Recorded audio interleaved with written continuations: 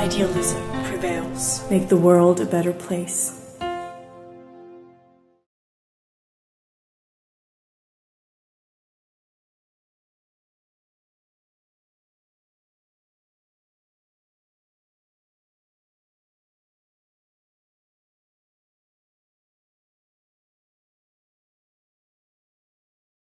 Good evening, everybody. I think we can slowly start, and I would like to welcome you very much. It's really impressive how many people are interested in this topic. We know it's a very pressing topic, and I'm going to give a very, very short welcome from the side of the International Institute for Peace. My name is Fenkart, and I'm the director here, and we are very happy that we have been able to organize this tonight in cooperation with the Austrian Orient Society and the Vienna Institute for International Economic Studies. No worries, I'm not going to talk a lot in a long time because there are going to be much more appreciated and very more knowledgeable people discussing about the situation there.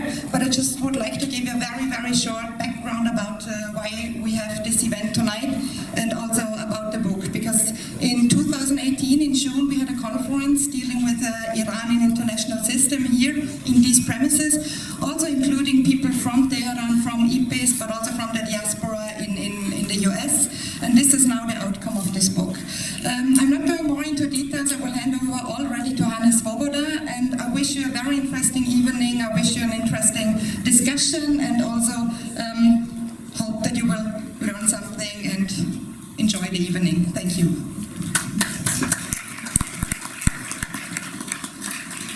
Thank you, Stephanie. A warm welcome to our panel, a warm welcome to all of you. It's not maximum pressure, as Mr. Trump would say, but maximum capacity we have. I'm sorry for that. But not everybody has the best view and the best listening, but I hope that all technical devices will function very well. As I already mentioned, it's a book presentation, but of course, a book presentation about Iran these days is much more than a book presentation. We from the Institute are eager to deal with issues of peace and security in an objective way, in a way which is serious, and of course in a way which goes to the root of the matter. That does not prevent that, of course, we have opinions which collide with some of what happenings we had in the past weeks, months, even years.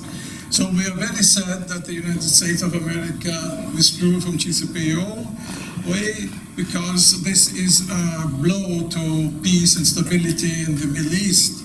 And we are very sorry that Mr. Trump in specific thinks that force, violence, killing is a way to go forward in the Middle East, maybe in other places as well. Of course, we are also very sad that the Iran government and leadership is not thinking about themselves, about how to come to talks, to discussions, to agreements, and is only using force. And we're very sad about the internal developments we see in Iran, especially not reacting positively to some of the demonstrations in Iran itself, in Iraq, and in Lebanon. I think what we miss, and we deplore very much the inefficiency of European Union, but what we miss is a minimum of readiness, of cooperation, of readiness, of sitting on the table and trying to find a solution. Maybe the conflict between Iran and Saudi Arabia and the Emirates and other countries, maybe of course in the global level, including the United States, who is withdrawing from the Middle East in a way where at the same time is creating new problems. And the so-called peace plan, which was introduced some days ago, is not really a peace plan. Some, even in Israel, say it is a power to give the Israeli government to go for further annexation, which would bring, again, new conflicts into the whole situation. All these subjects, of course, are open for discussion, and I don't want to take away, again, what our panelists will say, who have been working on the book, and especially thank you, of course, to those who have been initiating and working on the books, because that is a real step forward, and I hope that you, in spite of the price, which is not so low, you will be able to buy the book also here, and you will take the possibility and the initiative. What we want to have this evening is not only a political discussion. What we want to have is also a look at what Iran and its population and its people can produce, from music to art, and maybe also to food afterwards. Because whatever we say about the leadership, the government here, the government there, I think who suffers is the Iranian people, and that I think is very deplorable. Everybody who has been in Iran will have great sympathy for the people of Iran, and this is also one element or one message we want to give, that we honor the people of Iran. And one of the honor is by painting, done by somebody who is coming from Iran. Mitra, who is sitting here as we speak very soon, also herself. She had this wonderful gift and creativity, and you see a lot of wonderful pictures here around in this room and in the other rooms. And we're very grateful that Mitra is giving this, not as a gift, but as an exhibition. And maybe you are interested in it and you want to buy it. But the minimum is you should look at it, because it gives you an impression of somebody who comes from Iran, who has great sympathy, of course, with her own people, but still, of course, is critical of some of the developments. And this should be the signal. Never forget, when we speak about regimes, governments, leaderships, the people who suffer, but the people whom we want to send our great sympathies, and that is also true for the people of Iran. With that, I want to close and hand over. Is it immediately to Mitra? So, here is now the lady who has painted these wonderful paintings, and I think she deserves applause already for the painting, besides what she will speak.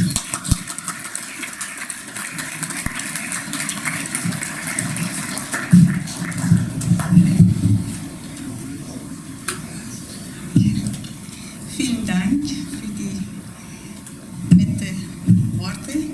Ich begrüße alle herzlich. Ich habe die Aufgabe, auf Deutsch und auf Farsi zu sprechen.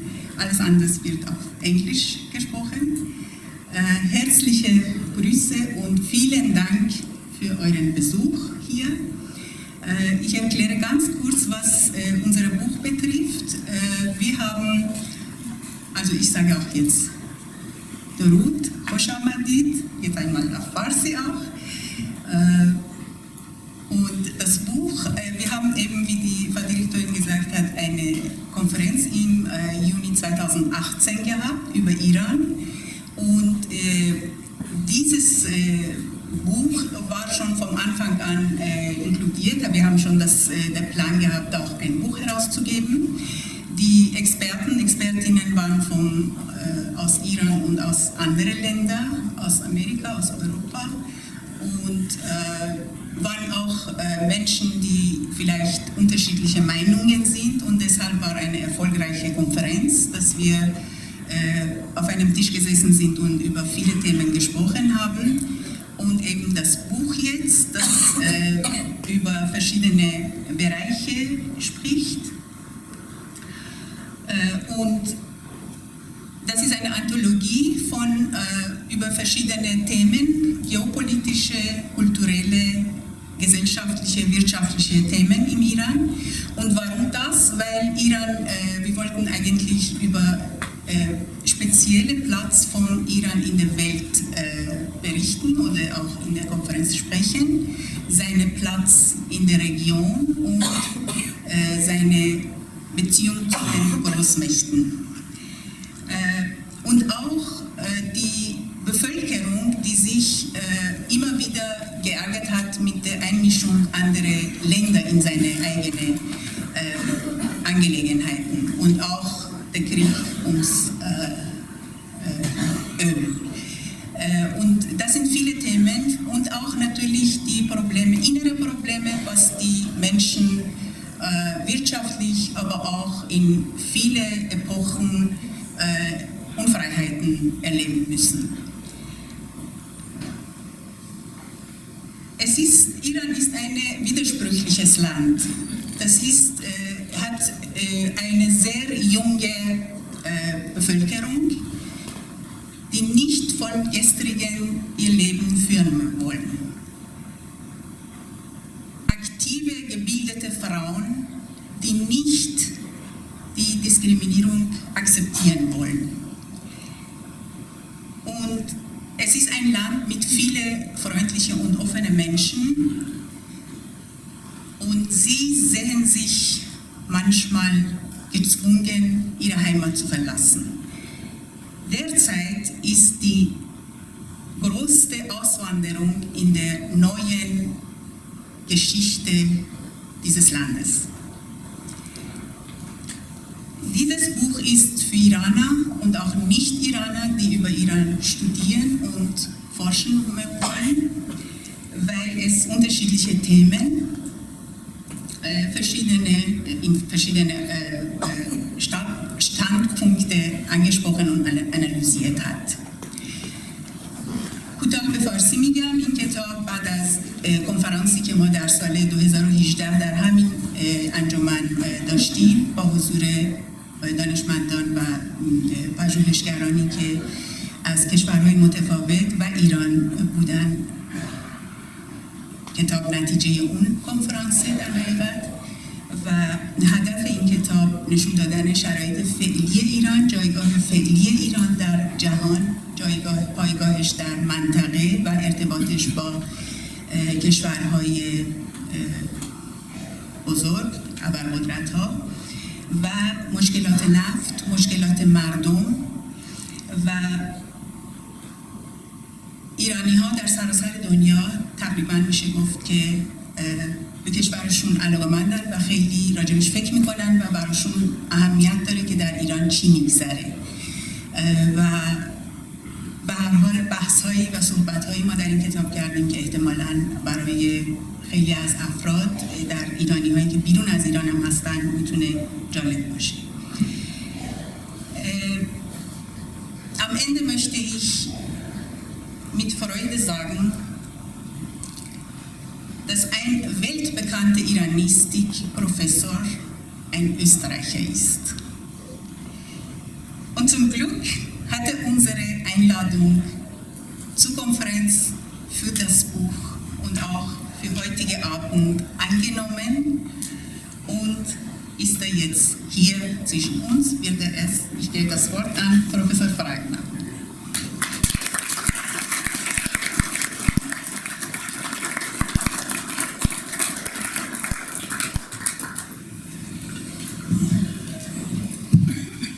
Salam alaikum.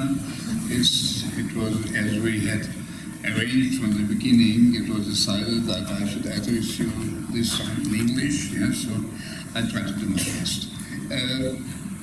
It's the book which we're going to present to the public is, first of all, a book dedicated to the disciplines of political science, yeah?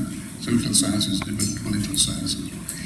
And as Mitra just pointed out, yeah, that the country the book deals with, the book is about, yeah, is at one side a very young country, or a very young population, but a country with a very, very, we should say old but ancient civilization. Some claim it to be one of the very oldest civilizations worldwide, yeah. And so we have there, we can say that the frame of the book, yeah, are done by some cultural considerations which come rather from cultural sciences than from social sciences, yeah. And so as you started with this cultural aspect from the very beginning, I tried to pick that up, yes, and I tried to complete the frame, this cultural frame. Yeah, we are the frame. Anyway, we are the framework, and the content, the picture itself, yeah, is actually hardcore. It consists of hardcore political considerations. Anyway, it deserves talking about a country like Iran between the great powers, a country like Iran within the international system, with a particular view to the last, let's say, 50, 60, 70, and even more years, invites us actually to evaluate this country and the population of this country. The people living there, having lived there and still living there, during the period of the Cold War, not only as a moment of political studies and political analysis, but also as a moment of a very particular cultural atmosphere, which in many cases at least illustrates, or may help us to illustrate, to understand our understanding of what had happened in Iran prior to the Islamic Revolution. Because the Islamic Revolution is now, we have an Islamic Republic of altogether roughly about 40 years old. It's past its 40 years already. So it's not anymore a child. But still, this revolution has a prehistory, and it deserves not to forget conditions of this prehistory, because they refer very strongly and very deeply to maybe rather stable and long-time conditions, which we may observe by looking at the social and cultural history of Iran. And this is the great contradiction and the great, not at all harmonic, but the great dialogue, contradictory dialogue between the strive for freedom, independence, freedom outside, but also freedom inside. We have to differentiate that. Strive for freedom outside is a rather third worldist concept, which is a very important moment in Iranian history. But the strive for freedom inside has a very, very strong history in modern, particularly in modern, not in the latest, but in modern history of this country. It dates back to events when even fed at that time, nourished by religious intention. A great part of the Iranian society had started to withstand the selling out of tobacco production to a British subject. When suddenly, by using religious argumentations, a whole nation understood that if we withdraw ourselves from nicotine for a while, we start to become non-smokers, it might be possible that this aggression, that actually had happened around the year 1870, this aggression should be blown back. It was the Shah himself who did not dare anymore to show himself publicly with his beloved cigarette. And so ultimately the whole monopole, this famous monopole at that time, breaks down. Why do I tell this story? This is a very early incident which tells us that within the Iranian history there is, in the political culture of the Iranian people, there is a strong element of withstanding power, of withstanding tyranny. In many cases, this strong intention was maybe in the short run, and almost in the middle scale run, did not turn out to be successful. They were not the winners, but rather the losers. But they never gave up. They didn't give up. They were for a very short time. They were the winners when not based on a military military organization of young officers military officers like in other comparable countries. No, it was a civil intention that actually led to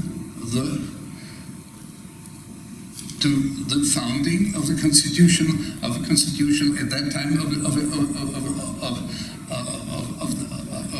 Iran turning out a constitutional country. The strive for constitution, the so-called constitutional revolution, was an all-encompassing was a movement that encompassed a lot part of the people. We had a similar, nevertheless, it was altogether 5 years that the parliament could work. But still, this strive for parliamentarism never was forgotten. It found its revitalization at the time in Mossadegh period. In the Mossadegh period, when again the country, by very broad elements of the population, tried to take over their own rights, to lay their on the themes of freedom, democracy, parliamentarism. We know that this also had been destroyed. And the result of the whole thing was that ultimately we have now a situation that the whole population, all layers of the population, are somewhat sunken by this idea of withstanding tyranny and unjust rulership, wherever they may have been. And the problem is actually that you can't, it's very difficult to divide the country point by point, to find out that these belong to that and those belong to that part. The main point is that still the most promising aspect of Iranian society for the future is just this aspect that civil society, the idea of civil society, is somewhat everywhere. It's in every phase and in every aspect of Iranian population. Nobody can get rid of it, and sometimes those who want to get rid of it will maybe they even find out that it's deep within themselves as well. This is just my contribution, and I finish. Sorry.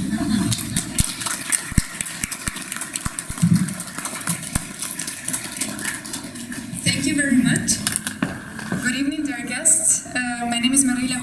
I'm research assistant at the International Institute for Peace. I will be moderating this discussion tonight. You have already heard from two contributing authors to this book, Iran and the International System Between Great Powers and Great Ideas. The book was released last month by Routledge Publishing House, and we are now having this book launch event, which, as Swoboda rightly mentioned, is not only about the book itself, but about the country, its culture, its people, and everything that is also happening there today. Before I proceed with the introduction of the contributing authors who are sitting with me at this panel, I would like also to say a couple of words about the book itself. It has 11 chapters. There are 4 major topics that are covered, which are Iran's relations with the United States, Iran's economic development following the revolution of 1979, Iran's relations with Eurasian powers, namely the European Union, China, Russia, and India. And in the final section of the book, we'll look at the Iranian society and influences and changes that it was subject to in the decades following the Iranian Revolution. Generally, there are 2 major events that most of the contributions to this book identify as turning points in Iran's relations with the world. The first one is the Iranian or Islamic Revolution of 1979 that brought down the secular regime of the Shah and saw religious clerics come to power, establishing the Islamic Republic of Iran. The second turning point is more recent. It is the United States withdrawal from the nuclear deal with Iran that was concluded in 2015, and the US withdrew from it in 2018. Contributing authors draw on various disciplines and theoretical approaches in their respective chapters. Some look at Iran through an historical lens, such as, for example, Shirin Hunter from Georgetown University, who describes Iran-US relations starting from their first contacts in the 19th century all the way up to the US withdrawal from the nuclear agreement. Andreas Bock from the Free University in Berlin employs a social constructivist approach to explain how preconceived perceptions impact foreign policy. He makes an interesting case comparing the image of the Soviet Union as a threat during the Cuban Missile Crisis and the image of the Iranian threat today and how they have informed the US decision-making. Manas Zahirinejad from the Polish Academy of Sciences analyzes the impact of sanctions on Iran's middle class and whether the growing dissatisfaction with the economic situation in the country can lead to protest and a political change. So you can learn more about the arguments presented by the authors by purchasing the book in the hall. We have a discount price here, so take your chance. I would like to conclude this short introduction with an endorsement that nuclear non-proliferation expert Scott Sagan from Stanford University gave to this book. The risk of conflict between Iran and the United States is real and growing. This timely collection of excellent essays helps explain why. A diverse set of international experts analyzed the complex history of US-Iranian relations, the impact of sanctions on the Iranian economy and domestic politics, and the possible fate of the Iran nuclear deal. Most importantly, the authors present creative ideas about how best to reduce these risks. With this, I would like to hand over to the first speaker and the main editor of the book, Heinz Gärtner, who is also the member of the advisory board here at the International Institute for Peace and a professor at the University of Vienna. Heinz, in your chapter, you mainly focus on regional security and Iran's standing in the Middle East. You also discuss the events that followed after the conclusion of the JCPOA and what followed after the American withdrawal from the agreement. You also speak a lot about how this withdrawal impacted the region, but also the arms control regime globally in general. So how would you explain this decision by President Trump to withdraw from the agreement?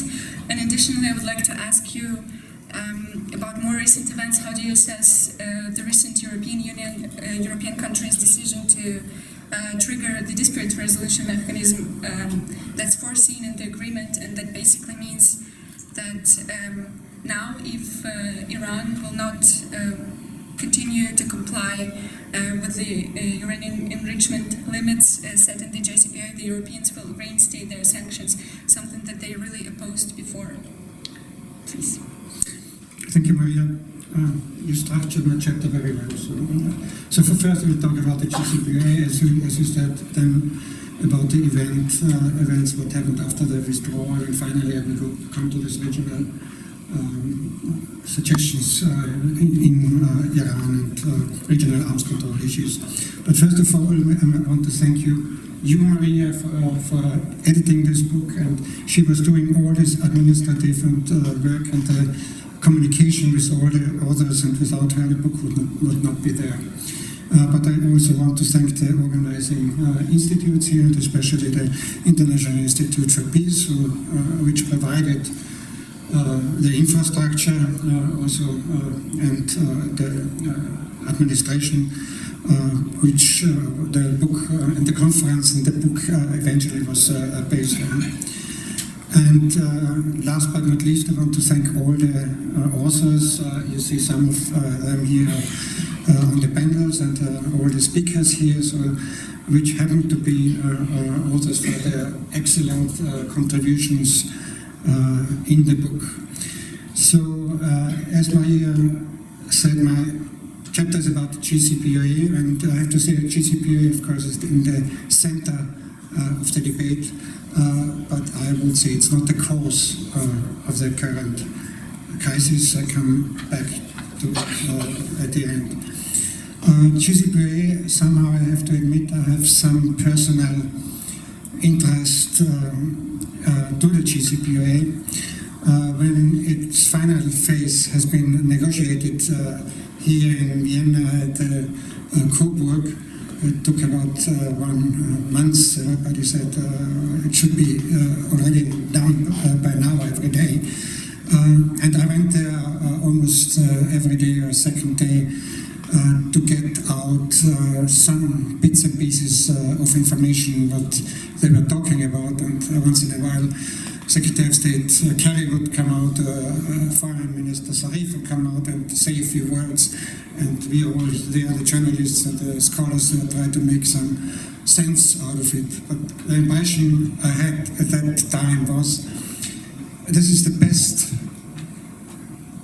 negotiated arms control agreement in history. It has 160 pages, and every full stop at every point and every comma has to be agreed upon. So, in contrast, what President Trump and Prime Minister Netanyahu is saying, it's not the worst deal, it's the best deal ever we had, that we will not get anything better by abandoning the JCPOA. So there were many hopes attached to this JCPOA. Of course, Iran hoped that the sanctions will be lifted and it will just get a boost of its economy. The European Union, for the European Union, it was politically, diplomatically a masterpiece of effective multilateralism. So not going back to the history of the negotiations, but also the European Union hoped to get some better opportunities for investment in Iran, and I myself participated in a huge delegation led by former President Fischer. He was the first President of the European Union visiting Iran, which with an economic delegation. Many memoranda of understanding has been signed. Most of them now have been abandoned. And then President Obama, of course, it was a part of his engagement policy, engagement in contrast to containment. So in May 2018, President Trump withdrew from the agreement, and he reversed all these trends. And that's what was the point when the current crisis really started. And also it was a violation of international law, because the JCPOA is based on a resolution of the UN Security Council 2231, and for that it has the character of international law. After the withdrawal, of course, we know this all, this maximum pressure campaign started. Iran has been imposed with more and severe sanctions. The Iranian Revolutionary Guard have been set on the list of terror, and the Foreign Minister Zarif was imposed, Foreign Minister Zarif have been imposed sanctions as well, and last year he couldn't go to the Security Council meeting in at the United Nations either. What was following the 12 points by Secretary of State Pompeo, requesting Iran to come back to the negotiating table, but it was not Iran who left the table, but it was the US who left the table. And these 12 conditions are a document of surrender and capitulation, like what the Austrians did to Serbia in 1914.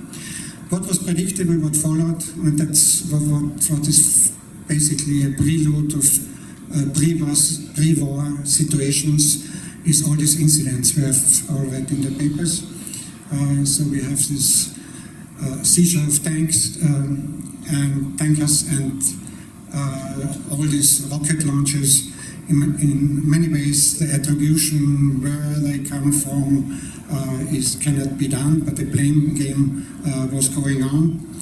And of course, the peak of this incident was the assassination of this General Soleimani, Qasem Soleimani. And he was an official person in Iran, and his assassination can be equal to the assassination of the Secretary of Defense in the United States, at least from the point of view from Iran. One intention to do this by Trump, there are many reasons we can discuss this, but one intention was to destroy any possibility for resetting the American-Iranian relations as it was intended by President Obama. We can expect that more incidents will follow, so we see it already. And this increases the risk of military confrontation. We do have two red lines which might be crossed, and then we would have basically an all-out war, or at least a war of attrition. So there's one red line for the US and one red line for Iran.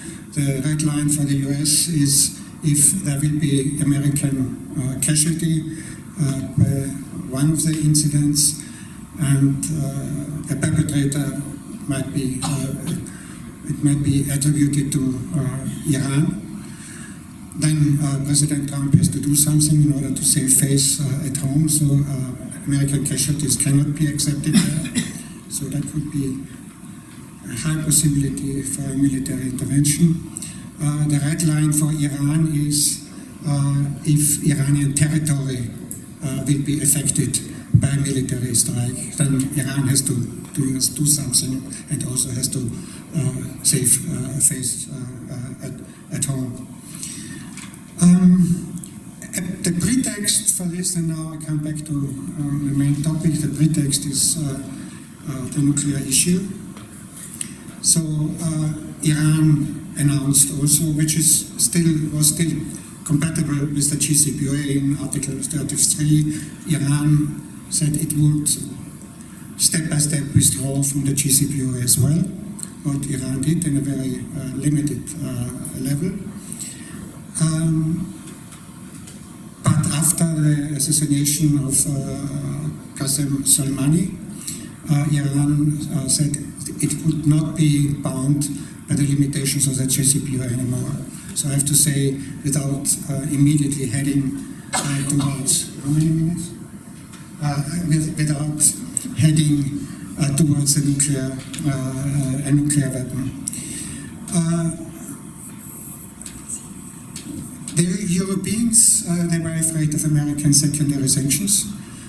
So they could not meet the promises made in the JCPOA that sanctions would be lifted, and Iranian companies have much better business with the US than with Iran, about 30 times more. So they abandoned the business with Iran for the benefit of the business with the United States. They tried to set up this instex mechanism where you can bypass American sanctions, but it was not really used yet. It was supposed to create a possibility for Europeans to buy Iranian oil. They didn't do it so far. So the instex not was working. The Iranians were not satisfied. They're withdrawing from the JCPOA. Now Trump and the scenario, and Netanyahu will cry foul, and so the Iranians now building the bomb, and this provides the ground for military intervention. If President Trump can make the case at home that the Iranians are building an ICBM, which nuclear-tipped ICBM, which can hit the US, the Americans might well accept military intervention in Iran. And also Scott Sagan, I'm finishing soon, but also Scott Sagan did a study that the Americans, in that case, if we can make a case like Pearl Harbor, the Americans might well accept up to, I hesitate to say this, up to 2 million American dead casualties. So if push comes to shove before the elections, Trump has very bad opinion, because he might consider military intervention, and the Europeans now provided some possibility, because Europeans triggered this dispute settlement mechanism of the JCPOA, which after 2 months might end up in the Security Council, and the Security Council will not vote on sanctions, but the sanctions will automatically snap in, and probably Iran will leave the NPT as well, and this might be a pretext for military intervention. So it was a very risky game by the Europeans to do so.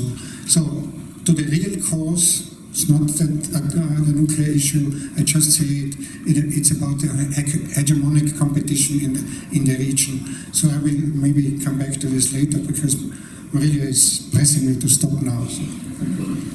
Thank you very much for being that on time.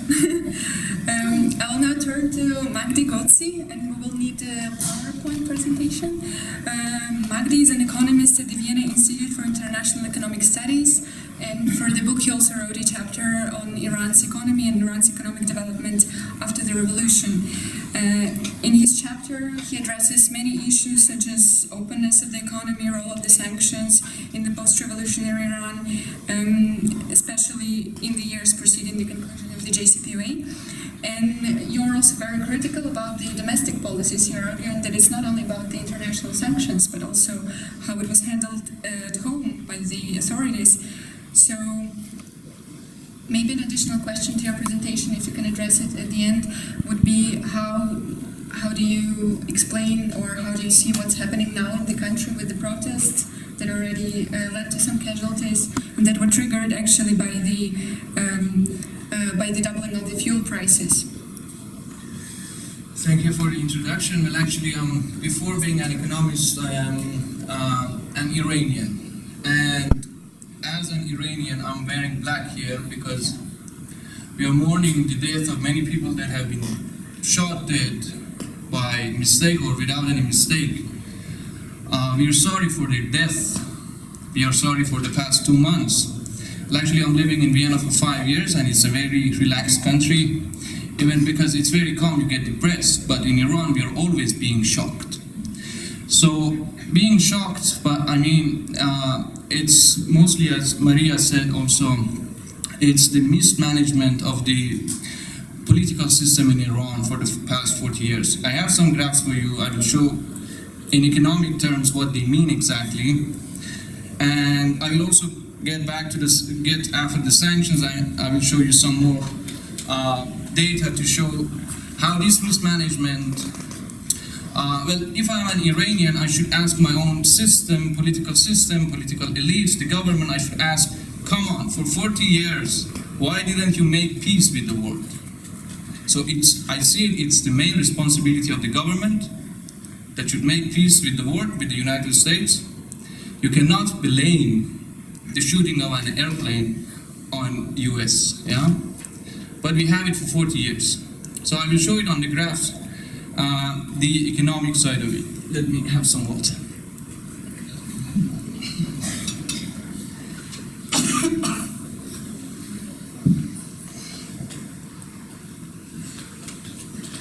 So Iran is a very large country. In 2019, it's estimated that it has 83 million population. So it's the 19th largest country in the world in the size of population. And in the size of its economy, it's 24th. And Iran is a very resourceful country. Oil and gas combined, it's the top in the world. And it's almost a closed economy. It doesn't, for its trade, it's trading about 40% of its total income, total GDP, but it doesn't have any FDI actually. Its structure is about mostly services, a little agriculture, so it's not self-sufficient in many things, but it's a very diversified country. It's diversified in ethnicities, it's diversified in industries. If you combine EU countries together, Iran is the 10th producer of automobiles in the world, but it cannot export because it's not competitive enough. So Iran has a large human capital, and I will explain to you why it has large human capital. Because it's about Iran's role in the world economy, I can show you some graphs from 1960s. before the Islamic Revolution, you see a big jump here that you see Iran was selling lots of oil to the world. And actually in one chapter of the book you could read that actually that was the problem, that United States didn't like Shah anymore, yeah? So because Iran was getting very rich, its GDP was increasing a lot, Shah wanted to invest a lot. And you see in the graph that after that time, after the Islamic Revolution happened in 1979, everything became a bit worse. So mainly Iran couldn't sell its oil, yeah, it's a resourceful country. But at the time of, in the period of 1980s, when there was 8-year Iran-Iraq war, the spiritual leader of Iran asked people to reproduce. By reproduce, I mean reproduce human being, regenerate, yeah? So you see, Iran's size in population is growing, but its economy is not growing. So it's easy for a theocratical autocracy to ask its own people to reproduce, but they cannot ask them to regenerate in economic terms because they don't have the technology, they don't have capital. So the worst story is about real income per capita. So real income, by real income I mean how many fruits you can buy per person, yeah, in one country. And you see this big jump here, it's very big. It's before the revolution. Of course, Iran was selling lots of oil. And after that, for most of countries, like if you check Austria, it was around here at that time, and it was growing. So you see for Iran, it doesn't grow at all. At the time of war, it was a great slowdown. And then even recently, after 2018, well actually for 2018 and 2019, I'm using the estimations by the IMF. So you see that in 2019, Iran has 9.5% recession. And this 9.5% recession happened only at the time of war. Nowhere else in the history of Iran. I mean, the huge recession is around here.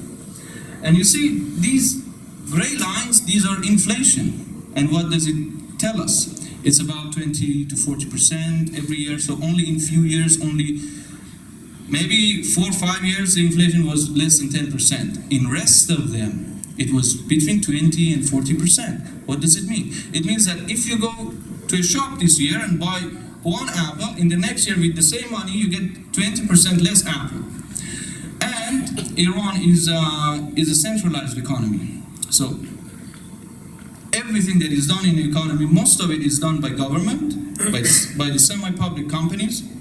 And the semi-public companies are mostly affiliated to the top of this system of power, circle of power in Iran.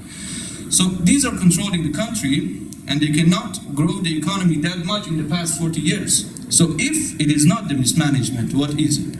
So whenever the government wants to set a new budget for the next Persian calendar year, for its own revenue and its own costs, it increases the minimum wage, it increases the salaries of workers by just 20%, 25%, not 40%. So you see, when your income is not increasing as much as your inflation is increasing, you're getting poorer and poorer. So middle income class became poor, and poor became poorer. So in the recent events, since 2 years ago, poor went on the streets. They didn't have bread to buy. 2 months ago, again they went on the streets. Why? Because government cannot sell its oil. Government does not have revenue anymore. But again, the government blame it on the US sanctions. Of course, there are US sanctions, but do something to solve it, yeah? So because it cannot sell its oil, it cannot boost its revenue, its budget. I told you, it's a centralized economy. When it cannot boost its economy, when it cannot boost its own budget, it should earn it from some other sources, yeah? It should change the subsidy on petroleum or benzene to a tax on petroleum. So people of Iran understand it perfectly. They don't need to be economists to see it. They understand it on the second day that the petroleum price is higher, because they take a taxi and they see that it's more expensive. Everything became more expensive. So mismanagement is this, yeah? You implement a policy that either you don't know the impact, or you know the impact and you're prepared to suppress it on all the streets of Iran. Well, actually, there's no statistics. There's no official statistics of how many people got shot on the streets, yeah? But this is how it is done. You need to make fear on the streets so that people do not go on the streets again, yeah? So if it was one person being shot dead or 1,500, it doesn't matter. So this mismanagement did not let us have the higher GDP per capita income, and this is the amount of oil that is sold per day, so it is OPEC share. You see, this in 2018, 2019, a similar thing happened only at the time of war. So if it is at the time, if it is war, you need to make peace with your enemy. So if it is war, just do it quickly as you can. Give concessions as much as you want, as much as they want, and get some more concessions as much as they give. And make peace, so that this doesn't happen. Your country doesn't go bankrupt. And this is, again, I wanted to show you about the inflation. This is at the time of construction. Mr. Rafsanjani was president at that time, and Iran's economy was overheating, so the inflation was about 40%. We didn't have a similar thing before. At the time of Ahmadinejad, again, we had similar event. We had very high inflation rate, but again, we have at the time of Mr. Rouhani. I thought he had a technocratic government. He could control everything, but it seems that I was wrong. So the inflation is coming from the Center of Statistics of Iran. So it's not reproduced, it's not a fake data. But as far as I hear from my mother, as far as I hear from other people in Iran, it's even much higher than 50%, the inflation rate. So that's it. Thank you.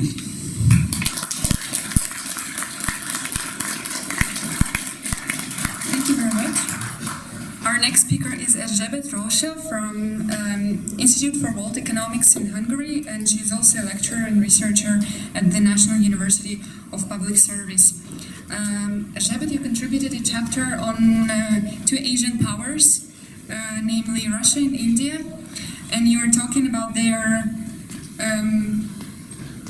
foreign policy towards Iran, and also Iran's perceptions of how they view these two countries.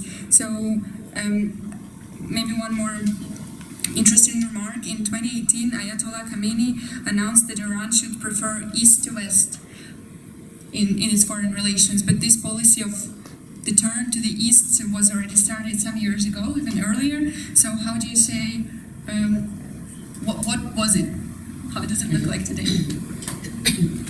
Thank you very much, Marylia, and I would like to thank the organizers, and I have to admit that I am a latecomer into the project. I was not here for a conference, but I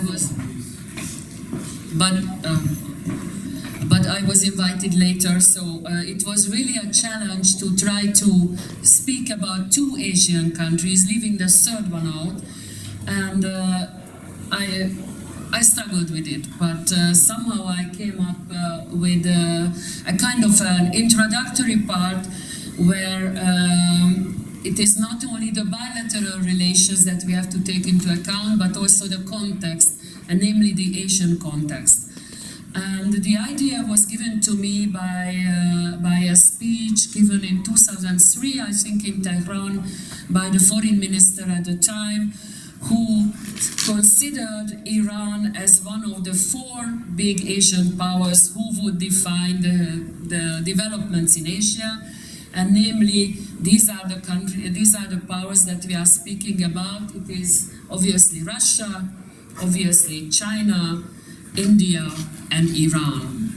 So these would be, in their perception, the countries that would make Asia great again, or that would bring up Asia. Anyhow, Iran considers itself as part of the Asian development and the regional power in Western Asia.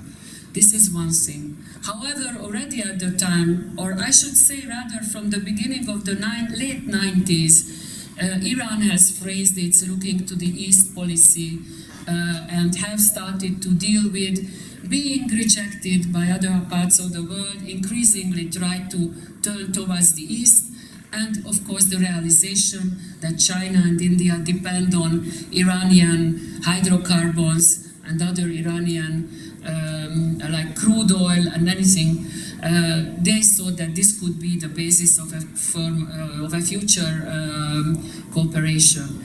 I also have to say that Iran perceives itself as a regional power, but also as a global power, and the global dimension, of course, comes in the field of ideology, in the field of Islam, Shiite Islam, but also the whole of Islam, if we refer back to the late Ayatollah Khomeini. However, when I would like to come to these bilateral relations now, because the time is running short, and when I try to look at Iran-Russia and Iran-India, this had to be analyzed in the context of an emerging Asian identity. Whether we hear about it here in Europe or not, there is something happening in Asia, and there is an Asian resurgence as well. We can sincerely say that Iran does have a relevance for Asia. However, this relevance is not unlimited, and this relevance depends very much on the bilateral relations of either Russia or China or India to the United States. So the Iranians are very much aware of this vulnerability. However, they try to play the game as long as they can, and frankly speaking, President Trump helps them a lot, time and again, when he leaves the Chinese aside or when he leaves the Russians there and so on. I also have to say that in the context of Russia and in the context of India, there are overlapping neighborhoods. With Russia and Iran, the biggest neighborhood, of course, is the Caspian, Central Asia. With India, it is a little bit more, including the Indian Ocean as well. And this brought me to the understanding that there are still issues in Asia over which President Trump has no direct influence. He may have an impact on different cooperation formats. He may have an impact on different policies, but he cannot change the fact that India can reach Central Asia through the Iranian port to be built Chabahar, much closer and a much shorter way than even if the Pakistanis were opening up their space to Indian involvement. So I think that there are realities on the ground in Asia which belong to the sphere of influence, which is an interplay between the big powers, the regional powers, and of course the regional, much smaller states.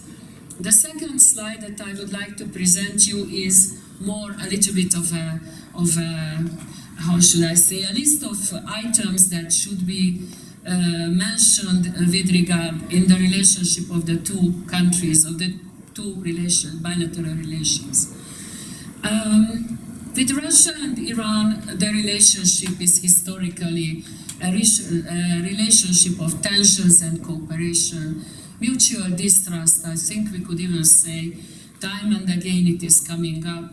It is not a strategic alliance. Maybe it can be of a momentary alliance over one issue or another issue, but it is much more a marriage of convenience.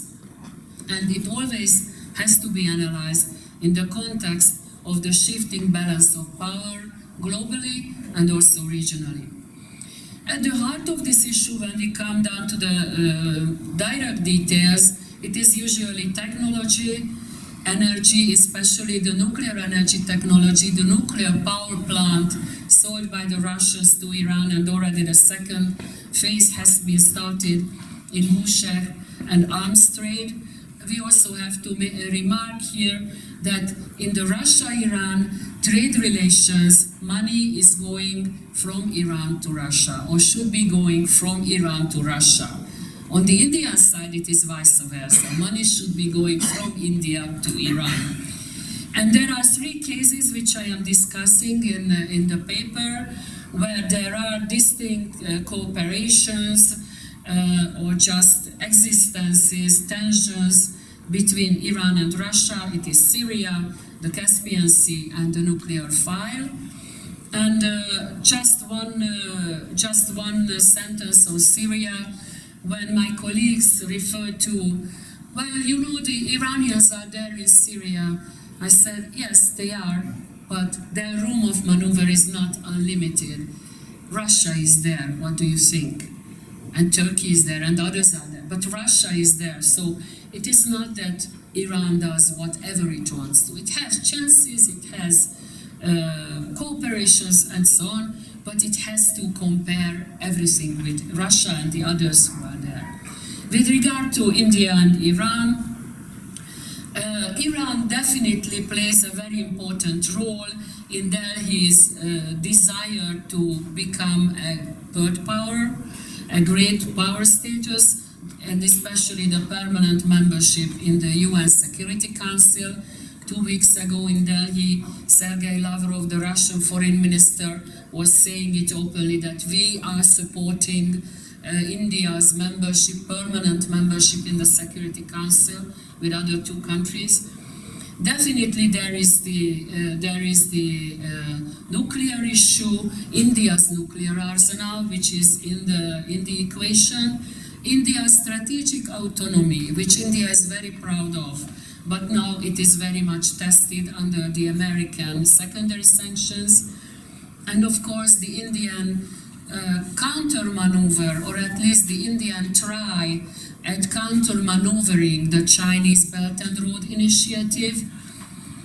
And of course there are the threat perceptions from the joint neighborhood of terrorist organizations who operate in the name of Islam, sometimes in the territory of Pakistan as well, and the Muslim minorities in India, which give way to cooperation but also makes the 2 countries wary of each other and very cautious with each other.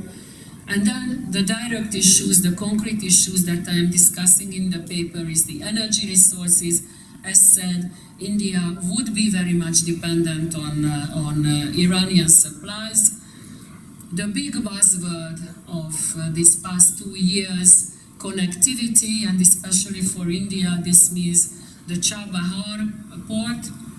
Just one sentence on the Chabahar, how important it is not only for Iran, not only for India, not only for anyone else, but also for the United States, is proven by the fact that the Chabahar port projects are exempted by President Trump from sanctions.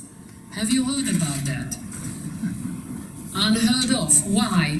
Because the United States also needs a much better access to Afghanistan especially, but also to other parts of Central Asia. In spite of this, Indian companies have practically stopped cooperating over Chabahar for the time being. Not only, they are fully aware that President Trump gave the exemption to the projects, but their banks are not aware of that. So the Indian companies has become very cautious not to antagonize and not to invite American sanctions on themselves. So with this, I would like to finish it. And I hope that you will read the book, and I would like to thank you again for being involved in such a very nice project.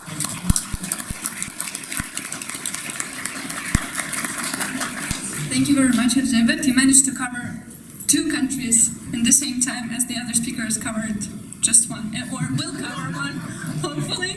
I would like to introduce you, Mitra, who is a researcher and university lecturer and also director at China-Eurasia Council for Political and Strategic Research in Armenia. And being the director of China-Eurasia Council, Mitra obviously wrote about China and China's relations with Iran. He especially focused on the negotiations of the JCPOA and the process that took place within the UN Security Council prior to the conclusion of the agreement. And he also talks a lot about China's Belt and Road Initiative and the role that Iran plays in it. Yeah, the floor is yours. Thank you very much for introducing my chapter. Before my speech, I want to thank International Institute for Peace for inviting me and for their support. And special thanks go to Professor Heinz Gärtner and editorial board for their leadership on this work. And today I will speak about Sino-Iranian uneasy cooperation after the signing of the GSPA in the era of the Belt and Road Initiative. In a broader sense, China is interested in solving the Iranian nuclear issue in a peaceful way and by preserving the stability of Iran for 5 main reasons. The first one, China is interested in Iran's energy sources. The second one, China is interested in Iran's stability because it is located in the center of important energy communications and transportation routes. The third one, China is interested in a strong and safe Iran as it reduces US influence in the Middle East. The fourth, Iran is an important market for Chinese products. And the next one, China sees Iran as an important player in the Middle East for its Belt and Road Initiative. In the United Nations Security Council, China tried to direct the increasing tensions on the Iranian nuclear program towards negotiations and to exclude sanctions on Iranian oil and gas production. As we know, after the long negotiations, the permanent 5+1 and Iran finally agreed on GSPA on July 14, 2015. On January 23, 2016, in Tehran, Chinese President Xi Jinping met with the Iranian President Hassan Rouhani. Previously, Chinese President had avoided traveling to Iran, likely due to the desire to avoid the perception of overly close relations with Tehran.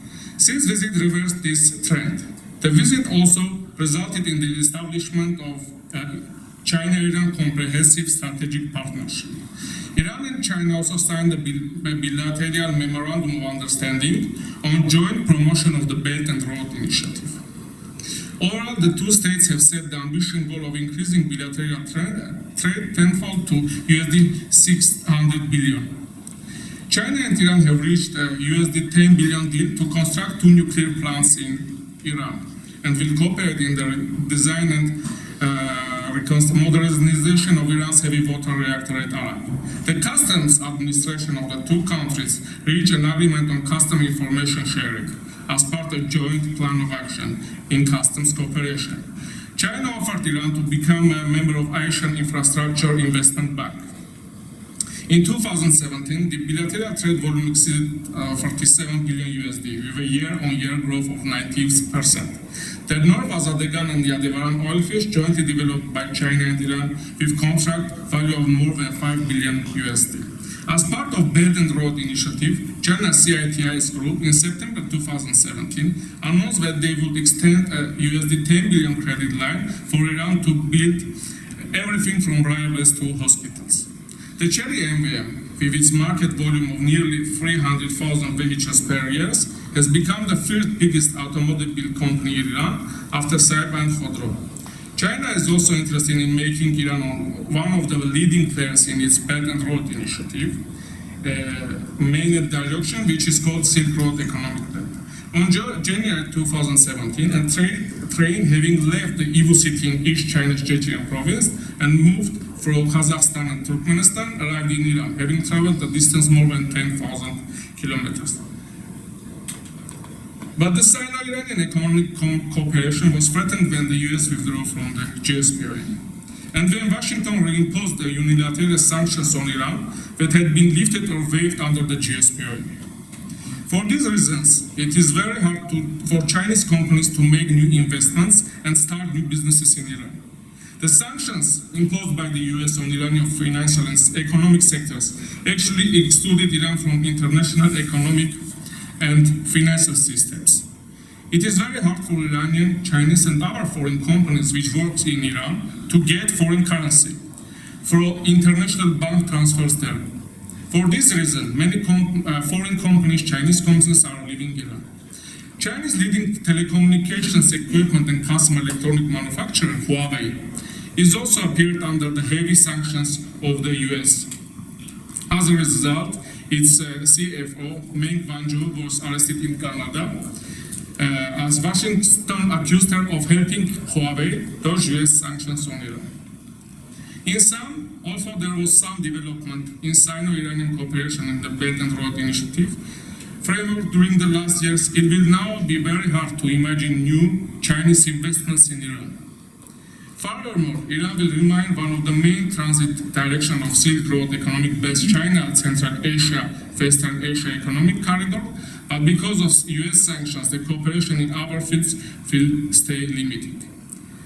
In conclusion, Chinese policy on Iran's nuclear issue is to maintain and implement a negotiated GSPOA through political and diplomatic efforts. Thus, even after May 8, 2018, when the US announced its withdrawal from the GSPOA, Chinese authorities announced that China will maintain communication with all parties and continue to protect and execute the agreement fully. In this new reality, Iran will try to find ways to develop economic cooperation with China in the framework of Belt and Road Initiative, but given the US sanctions, the process will be very hard and restricted.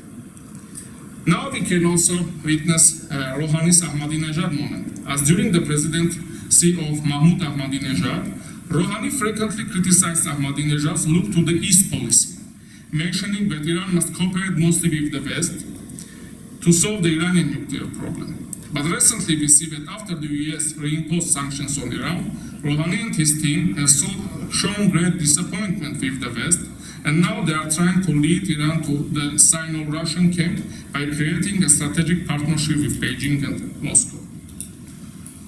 Of course, efforts towards implementation of the instrument in support of trade exchanges, which are led by France, Germany, and the UK, are a positive sign for the GSPOA, but cannot actually be helpful to Iran, as the mechanism is expected to cover non-sanctionable essential goods such as humanitarian, medical, and farm products. It is not expected to address oil-related transactions, which are of vital importance for Iran. Thank you.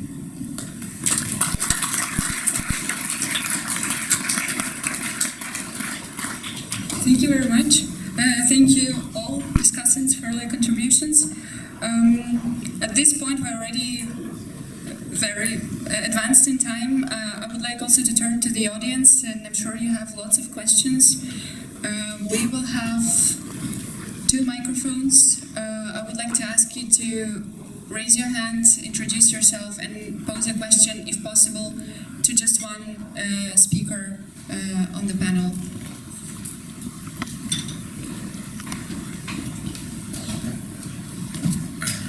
Anyone from the panel, if they could also touch on the topic of military. We haven't heard anything about that. Military where? The military in Iran? Sure. Yeah. We got some questions. There is one. Sorry. It will be. Okay. It will be the question from the former MP on Ukraine. We want to say that Iran faces growing criticism at home, abroad, on the downing of Ukrainian plane. And we think that was a kind of provocation to stimulate the creation of a global coalition against Iran. We are from Ukraine. This MP, his name is Sergei Milchuk. He asked me to ask this question, if it's a kind of provocation, and what would be the European Union reaction towards this, the crash of Ukrainian airplane. Thanks a lot.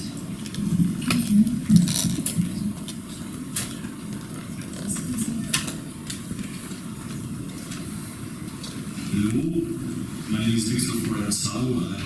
I'm currently writing my dissertation about the Iranian insurance industry, and I'm currently a research fellow of Tehran Shahid University. And I have a question to Mr. Mahdi Ghodsi.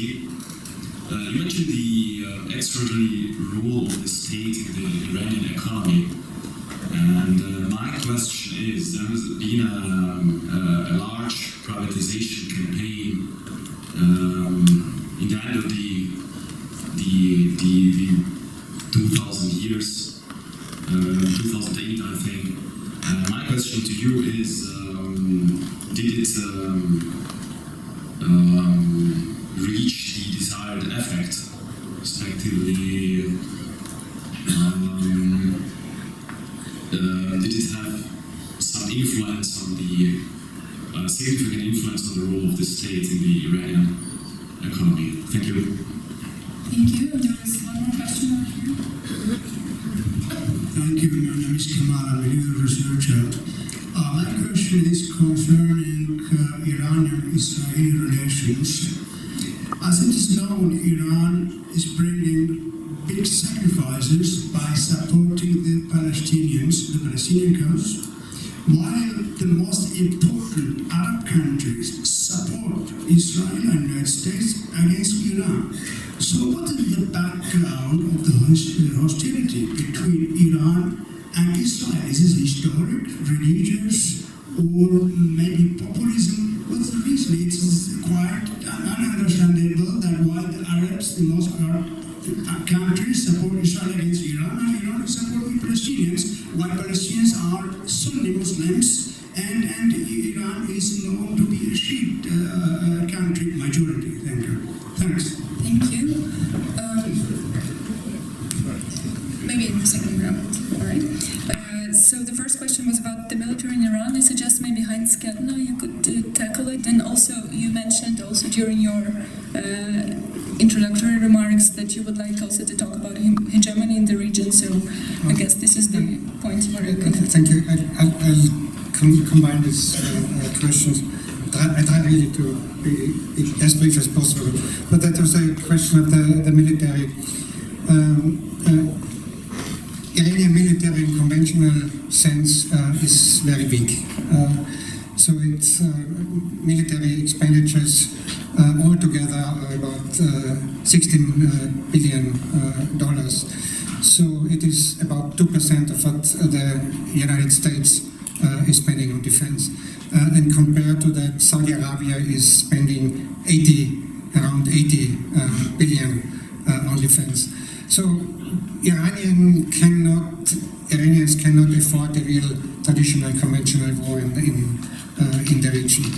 So that's why Iran is building a second line of defense. So that's why what the Americans accuse all the Iranians, they support some militias, they support Hezbollah, but that was from the Iranian point of view, that's deterrence. Deterrence against the Saudis, deterrence against the Islamic State, deterrence against the Americans. So you can blame the Iranians about their behavior, but that's what they have to do in order to keep at least the territory safe of military attacks on the territory, especially from the Islamic State. But it's not so much only about military spending. So there have been several rankings out about Iran, and one I want just to mention before this real inflation kicked in Iran in terms of purchasing power parity, that means internal purchasing power. Iran is still in the 12th the strongest country in the world, so not external, internal. So the purchasing power was really strong, but it weakened over time because of this high inflation rate. But there's another ranking, and the ranking is about geopolitics, and you can look it up yourself. It's called Global Firepower, about geopolitical potential of countries in the world. And so they look at about 30-40 criteria. So the most important of them are the resources. Iran, of course, has resources. Their borders, the education, working infrastructure, disciplined military, coastlines, relations, coastline, mountains. So here Iran is ranking 14th in the world. So it's not about, we call it in political science, agent and structure. It's not only about behavior, it's about structure as well. So Iran is a hegemonic power in the region if it can use all its potential. And that's why the Americans want to limit Iranian influence. The Saudis want to limit Iranian influence, and the Israelis want to limit it. So they are all afraid of an Iranian hegemonic influence, whatever Iran does. So you can limit Iranian influence with heavy sanctions, economic sanctions, but you can limit that with military strikes. So you can bomb Iran back for about 2-3 decades, so before it starts to develop. So it's not about the GCPOA, it's not about the nuclear issue, it's about hegemony. Unfortunately, I'm finishing. Unfortunately, I have to say, the situation as it is, it provides a lot of pretext for military intervention. And I have to say, the Iranians themselves, they shouldn't have stepped out of the GCPOA, because as long as they stayed in the GCPOA, Iran was credible to say, we don't want to develop a nuclear weapon. Now they're stepping out and still saying we don't have a nuclear weapon, but they're threatening, they might be building one, they want to threaten the Europeans. So Iranians are not credible anymore, and provides the hopes in America and Israel for military intervention. So it will not be a conventional war, it might be a bombing from the air, but in Iran will to have a fight, an asymmetric war using all these militias it might have, and also cyber, that might be a cyber war going on both sides, not only on the Iranian side. So that's what I called before a war of attrition, which is as dangerous as an open conventional war. Thank you. The next question was about Ukraine. Yeah, if you want to. I will try to answer. Recently, we testimonied the tragedy, a disaster which was happened with airplane. Many Iranians and other nationalities died. For this reason, international community must do its best to avoid war in Iran, because it is not a problem only of Iran. As we know, there are many nuclear plants and many regional and non-regional countries and people can lose. So we must do our best, international society must do its best to avoid war in Iran. Thank you. Thank you. Mahdi, there was a specific question to you about privatization in the 2000s and its effect. Can I also comment on others? Sure. Shortly, please. So, well, about military in Iran, I actually agree with what Heinz said, and since 40 years ago, Iran did not purchase any fighter jet. So Iran cannot purchase any conventional weapons because it's under sanction. And it was planned to be out of sanctions in 1 or 2 years by the GCPOA, so Russia was planning to sell Iran some military stuffs. But it seems that it's not going to happen. So Iran's military in the region is very strong. It's mainly because of network of proxies, and General Soleimani was the head of designing this network. So the network was huge, so whatever Iran wanted to do in the past few years or decade, Iran managed to do it with its proxies, yeah? So, of course, there is no, it's based on allegations, of course. I mean, I'm a scholar, I'm just saying about the facts, so I'm saying it's all allegations. But you know how the power works. So if there is any war between the United States and Iran, it will be a very bad war because it will take years and years, maybe a decade. So it will not be the same as Iraq that will happen in 1 week. So I agree that the international community should avoid such a war with Iran, but the international community should push Iran to give the black box of airplane to Ukraine. So we should know, we should understand what exactly happened. We still don't know. They told lies for 3 days. So what can I say? Maybe they're still lying, I don't know. About privatization in Iran, well, it seems that there was a goodwill for privatization, and it was mandated by the supreme leader of Iran to privatize in Iran. It was exactly at the time of Mr. Ahmadinejad, and he was supported by the hardliners in Iran. By hardliners, I mean those who are selected to the center of power, the IRGC, the Revolutionary Guards, yeah? So whatever happened in that year, selling and privatizing public entities, they again sold it to whom? There are some facts, there are some newspapers from that time that they were selling these things. Some parts of it, they didn't manage to sell a lot.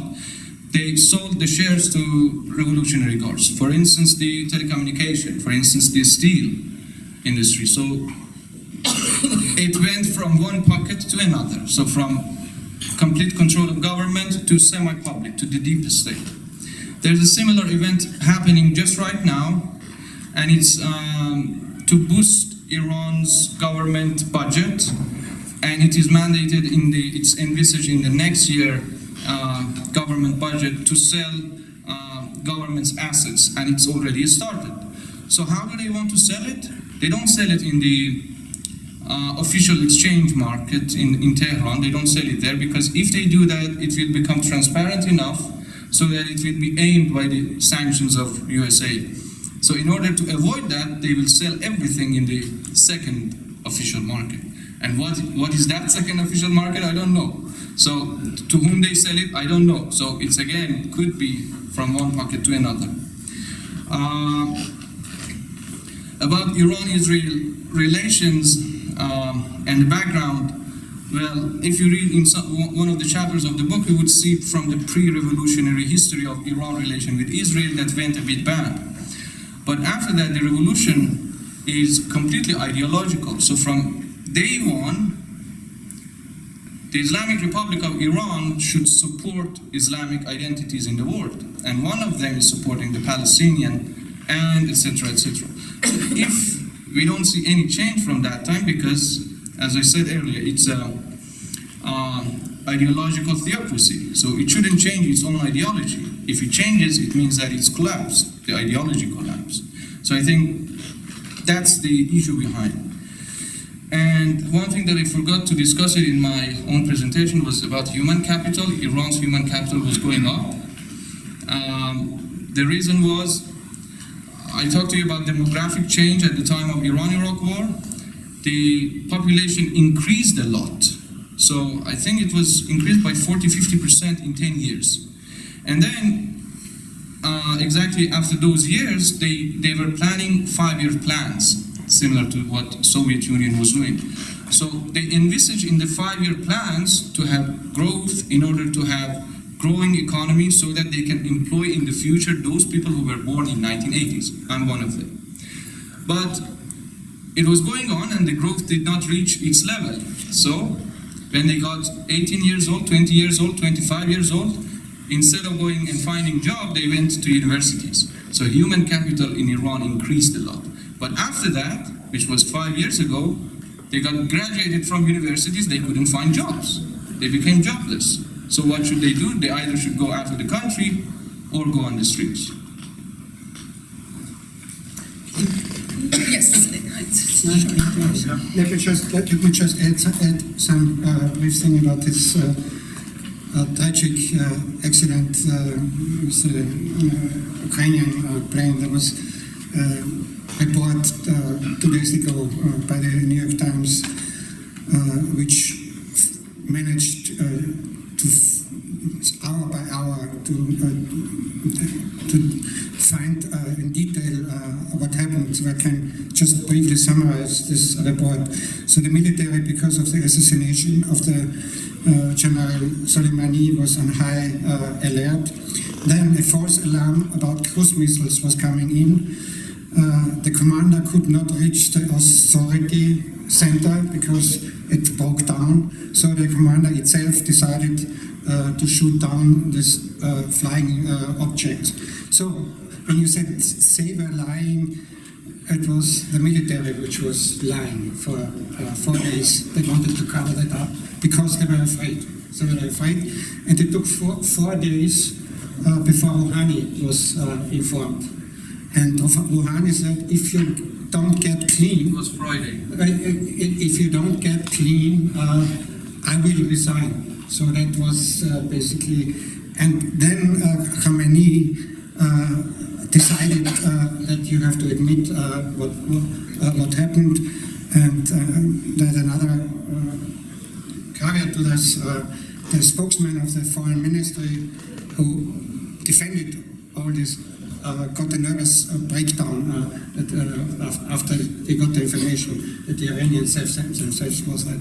So the Iranian political system is very complicated. There are many factions in the Iranian political systems, so many do not know what the other ones are doing. So this is one example that it's not easy to say what they are doing, so the regime or something. So the regime is not a regime, there are many factions. Thank you. Javed, would you like to add on any of the points? Yes, thank you. I think when we are discussing Iran and especially Iran in the last 40 years, we always have to keep one thing in mind. There is just one overarching goal, the maintenance of this specific model. You may call it regime, you may call it model, you may call it the Velayat Faqih, but this is the only issue. And everything is looked through the prism of this overarching aim. And exactly here, as Heinz said, when President Rouhani was informed of what happened and he threatened to step down, it couldn't be done. Why? Because the country is going to elections. Majlis elections are here in a few days, few weeks. By the way, I am waiting for the Arba'in of Soleimani, which will coincide with the anniversary of the revolution, by the way. So it was not a very good timing, should I say. No one told it to President Trump. And then in a few weeks, a few days' time, again, the Majlis election. This specific model, since it is based on Shiite Islam, it means that legitimacy is gained by the mass support. Now imagine the Arba'in, the 40th day of the death of Soleimani, which will be a specific mourning day, mourning for Soleimani. How many people will go out in the street in Iran? Millions. Even those who are not necessarily friends of the model, should I say.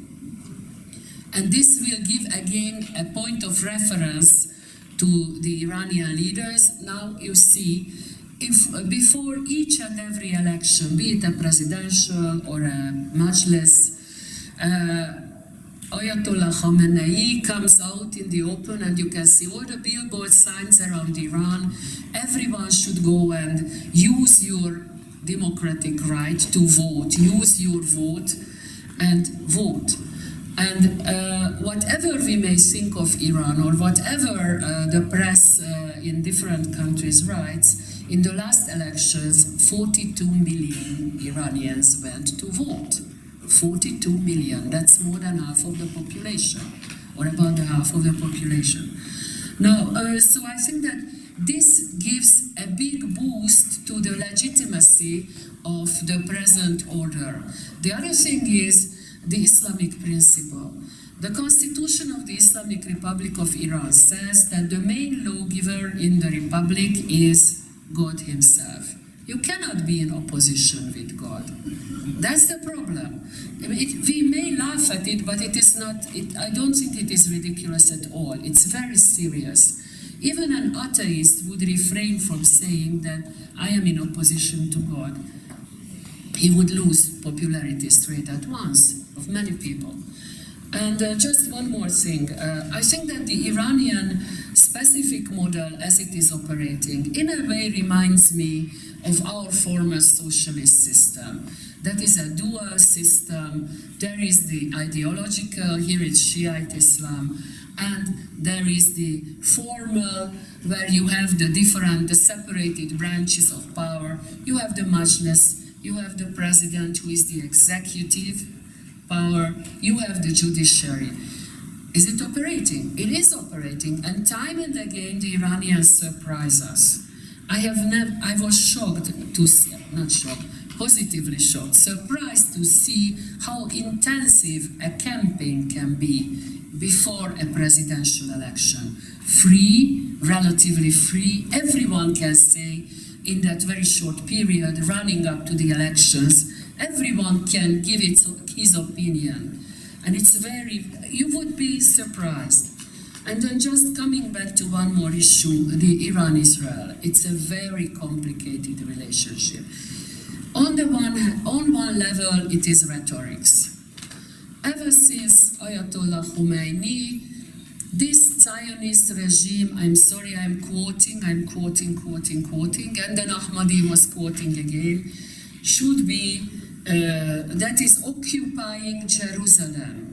Jerusalem is also a holy city for the Muslims. We should never forget that.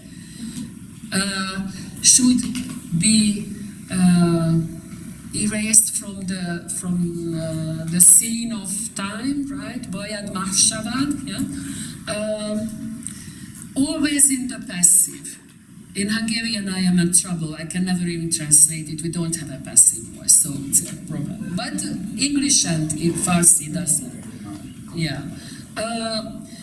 But it is not only the Iranian rhetoric that time and again is more threatening or less threatening. Sometimes you hear much less, sometimes you hear much more.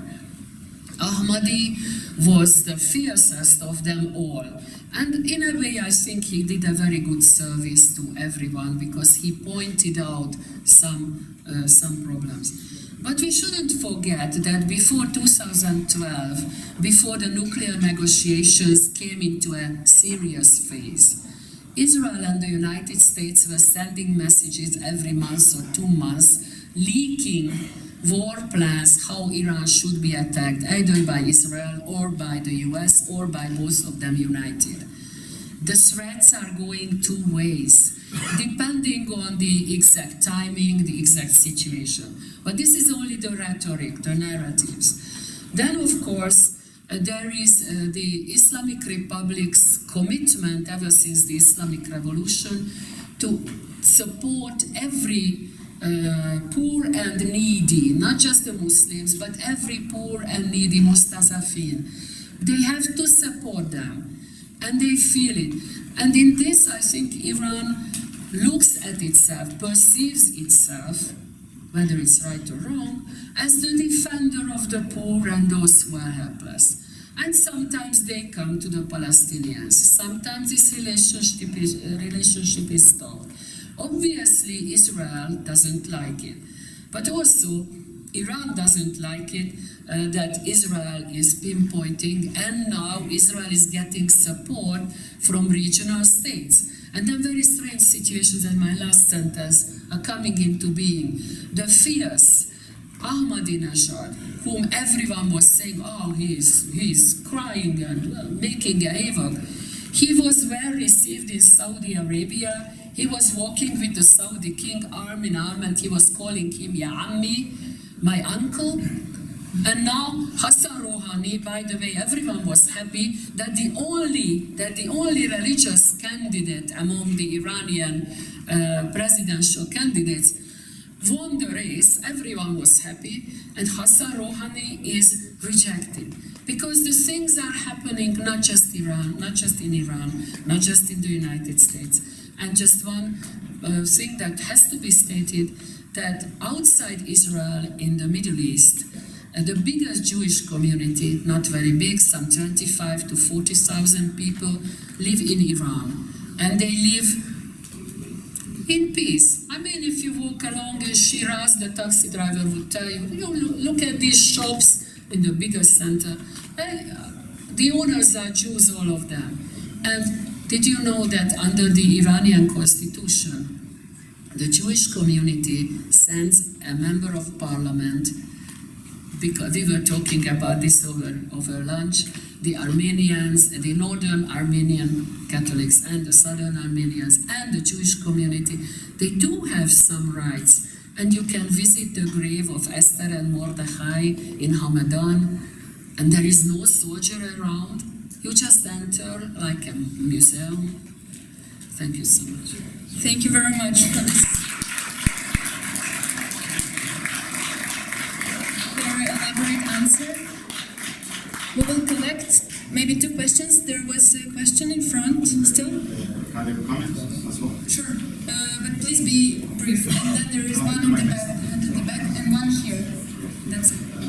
Thank you very much for all of you. It's really a pleasure to be here. Of course, first of all, I have to thank Professor Swoboda from International Institute for Peace for providing this opportunity for this present evening for presentation of a book regarding Iran. Of course, this institute also provided this presentation, this opportunity to have this seminar about Iran and international system around 1.5 years ago. And of course, it's very good. We had very nice and very good lectures today and presentation, but 2, 3 or 4 of the people who had the privilege to participate in the seminar in 2018 in June. Unfortunately, tonight we don't have the presence of Professor Milani, Professor Shion Hunter, Professor Fenkart, I think from French, and Professor Sajadpour. They all also presented excellent articles and insight that could help and will help to have kind of understanding about the position of Iran in the international system. And of course, all presentation tonight was very excellent. And I was just going to give a small comment on this. It's kind of completion of what Professor Fragner informed here about the kind of element of continuation. The main, of course, objective, main goal of this book is to help the international society, the academic society to understand the situation of Iran, the policy of Iran, and what's happening there. And if you're going to understand it, it's one of the most important items, this to look to this item of continuity that during all histories has been available and has affected Iranian policy, and not only during history and right now it has. Professor Fragner very good, excellently mentioned civil society in Iran and the will for freedom that there has been during the Shah, and still there is. But there are another elements at the regional level and also domestic level in Iran that is affecting the Iranian foreign policy and the situation what's happening there in the region. One is, for example, the strategic and the geographical situation of the Iran that I think it was Professor Milani described as a kind of strategic loneliness of Iran that in terms of, for example, religion, in terms of language, in terms of ethnicity and many other factors, is Iran in that region in the Middle East is alone. Iran is a Shiite country. All countries around Iran are some kind of Sunni Muslim. Iran is speaking Persian. All other countries there are speaking either Arabic or Turks or the Turkish. Historically also there has been this kind of strategic alliance with Iran. These factors have its own impacts in the Iranian history before the revolution and after the revolution, and still is impacting the Iranian foreign policy. That's very important. Another factor that's very important is kind of distrust to maybe foreign power that has and still is getting more extreme. It's exactly what's happening during that last month. For example, in the relation with Iran and the United States, with the position that the European countries are taking this position. This distrust was, for example, we can see that during the last... Thank you. Could you please come up to the conclusion? Yeah, this is not exactly, for example, twice during the First and Second World War, however, Iran was declared to be neutral but was invaded. During the 8 years of the war between Iran and Iraq, many of these European countries and world powers, they supported other countries against Iran. And even right now, when Iran have been ready to come to the negotiation to kind of compromise with the West, with other countries about this issue. That you can see, for example, about the JCPOA, about this nuclear deal. But United States, first of all, they could withdraw, and after that, the European Union, they pledged, they committed to kind of compromise, but they committed to do some privilege for Iran, the minimum privilege, but they didn't do it. And still, no, they are not supporting. And this is a stressing this wall of distrust between Iran and the international society. Of course, it's very important. And the last one is kind of a sense of Iran, kind of not a sense of exceptionalist only, but only kind of a sense of being a regional power. By any factor of measuring a regional power, Iran's regional power, in terms of, for example, society and the size of society, the size of its economy, the geographical size. But exactly. Very sorry. Two more sentences. What would help is just to support this regional, to support and to provide this opportunity. You have to respect the lady. Sorry. Shut up. Thank you. We're just going to just provide this opportunity to respect this. It will help. It will be useful for the region, and it will be useful for all the international society. Thank you very much. I'm so sorry, sir, for taking that much of your time. So sorry. Not my time. Thank you for this commentary. I think we can continue our discussion also during lunch. Lunch reception. We still have two more questions. One question is at the back. The gentleman already has a microphone. Can we please have a very, very short question from you and very, very short two questions from you too? Es tut mir leid, ich rede auf Deutsch. Ich vermisse die wirtschaftliche Lage in Iran intern. Daneben, Irans Wirtschaft ist stark militarisiert. Erstens. Zweitens, auch wenn man die Landwirtschaft in Betracht nimmt, die Bevölkerungswachstum und der Zerstückelung der Landwirtschaft auf die Erde, weil man merkt, wie zerstört ist die iranische Wirtschaft. Dieser Faktor ist sehr wichtig und ein Potenzial eines Landes, man misst an Wirtschaft im Inland, dann internationale Beziehungen und dann Demokratie im Land und die Potenzial der Bevölkerung. Und wir sehen, diese Faktoren in Iran sind miserabel. Es gibt eine Grenze zwischen Iran und Irak. 300.000 Menschen sind davon abhängig, dass sie die Regierung gucken. Vielen Dank, darf ich hier? Sie sind hier Sorry. Ja. Ich meine, ich vermisse diese Zeit, dass man von in der Wirtschaft gar nicht sagt. Das ist eine wichtige Frage. Heinz, can you correct me if I understood everything right? So economic situation in Iran and militarized economy, destroyed economy, how it's a very important point that was missed during the presentations, right? Two more questions. Okay, so yes, I'm not going to present myself, just come to the question. After 3 months in Iran, it was very evident to me that women feel very suppressed and there is a revolutionary feeling among the public. What the civil society seems to share is this kind of Persian identity and the love for the country, but actually very strong hatred towards the government. At the same time, there is resentment against external powers such as the US, especially now in light of what happened with Soleimani.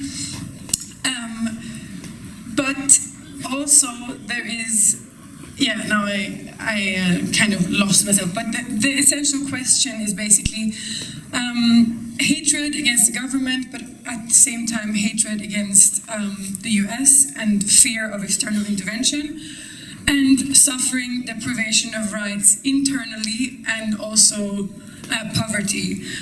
Where does this internal and external sphere meet, and is there a realistic chance for another revolution? Thank you. My question actually touches on that as well. Does the microphone work?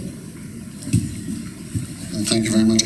My question touches on that also. In fact, at Stephansplatz, in the first week of the year, as far as I remember, there was a mural held for Mr. Hassan Soleimani, and a counter-revolution sort of sparked also by the Iranian National Solidarity Group. All you need to know about them is that they shouted mullahs are fascists and so on. Well, you need to know a lot more about them. They're very interesting. But as I was saying, as she was also pointing out, how possible is a revolution, especially also because Mr. Professor Fragner mentioned the tradition of protest in Iran. Thank you very much. Thank you. Thank you. Very short answers, maybe in concluding remarks from speakers. We had 3 questions on the economic situation, 2 questions actually on the economic situation, monetarization of economy, and the possibility of the revolution and suppression of women in civil society. Heinz, you can start. So, answering your question, concluding remarks, right? Let me just say something about the protests. So, many who participated in the morning of the assassination of General Soleimani also went later on to the universities and organized a protest as well. So that's not 2 groups. So that's one group. And the students of the university, the Polytechnical University of Tehran, who were organizing the protesting afterwards. So they issued a statement saying we neither want internal repression nor external repression. So that means this demonstrations, these protesters are not the protesters for Donald Trump. So Donald Trump, who threatened to obliterate Iran as well and threatened to destroy the cultural sites and threatened them with sanctions. These people know that they're not the help they're not getting the help from foreign countries. So internal and external. So they will not strive for a revolution supported by the external forces. Concluding remarks, because I was talking about a lot about war. So let me talk a little bit about peace. So I've in the book I mapped out several suggestions. But if the cause of the current conflict is a hegemonic competition in the region, which basically I think it is, there's one face-saving possibility for both sides to get out of the situation of confrontation. So we have a historical analogy when Vice President Nixon, 1972, went to China to talk to the revolutionary leader Mao Zedong. They issued before the summit a declaration, the Shanghai Declaration, and the Shanghai Declaration would say both sides would renounce hegemony in East Asia. So Nixon wanted to get out of Vietnam anyway somehow, and Mao didn't want to support all these insurgents in East Asia. So that opened up the possibility for a very successful summit. So somehow it was implemented, it was not entirely implemented, there was some Mao withdrew some support of the insurgents, and Nixon provided this. The end of the started to provide the preparation for the end of the Vietnam War. So both sides, Iran and the US, could agree on such a declaration, very general. Both sides renounce hegemony in the Persian Gulf. So that was one possibility, and more concretely, because everybody is talking about the military and the missile thing, there have to be a regional dialogue about arms control, about confidence building measures. Then you can address all these concerns and qualms about the Iranian missiles. There are other missiles in the regions as well, with longer range. Saudi missiles have a much longer range than the Iranian missiles. So they should be addressed on a regional level, and not so much with the interference of the United States or other external powers for that matter, accompanied by confidence-building measures like we had here in the CSE process in the 70s. So that would be probably a way out of the current situation, and still to avoid military confrontation, which I do think is still very likely in the months to come, September, October. Thank you very much. We are living in the era of changing world order. As we see, the US is imposing sanctions on Russia, it is imposing sanctions on Iran, it is making conflict with China or so-called trade wars, and it is making Russia close to China, and Iran can also join this alignment. And recently we can see that they are making even some military naval drills with each other. I do not want to be. I will not agree with the point of view that Iran is a lonely planet in the region.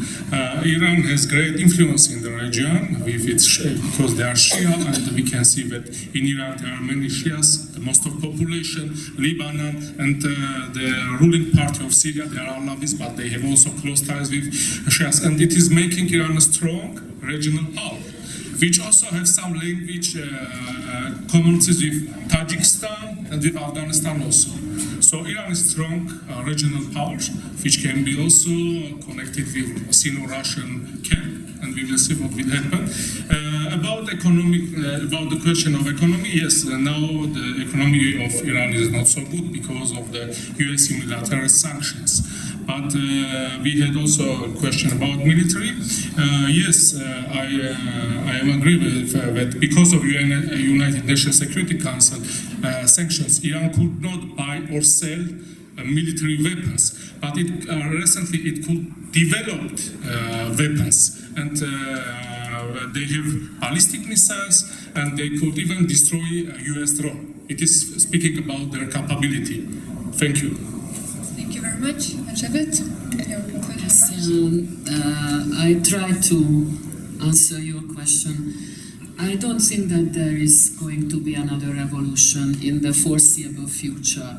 On the one hand, the Islamic Revolution was a revolution, a social transformation on the scale comparable to the French Revolution. So everything was turned upside down, and then it was a very, very deeply shaking event of the society. You are absolutely right that there is a lot of discontent among the public. Wherever you go, people would stop you in the street, especially because you are blonde, and they would see that you are a foreigner. They would tell you, those Ahund, we don't want them anymore. But I don't think that there is an alternative. At the moment, definitely not.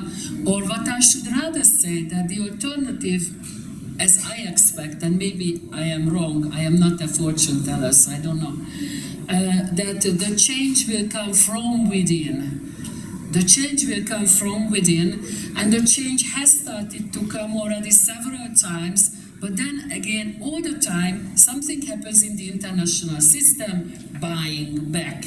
Now, if there has been someone who has given a huge slap in the face of changes in Iran, now this is President Trump. As you said, as long as you are attacked, you cannot, and the Iranian people love their country.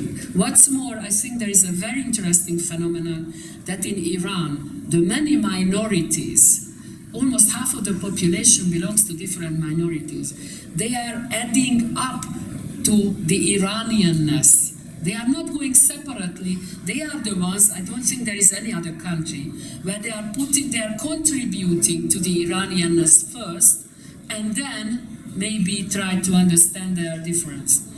So I don't think, as long as there is such a horrible and unbearable, from their point of view, pressure from the outside, the Iranians will stand shoulder to shoulder. I don't think that there. However, and this Trump issue, and I don't want to criticize President Trump, far from it. But anyhow, we have to say that this has come at a very difficult moment.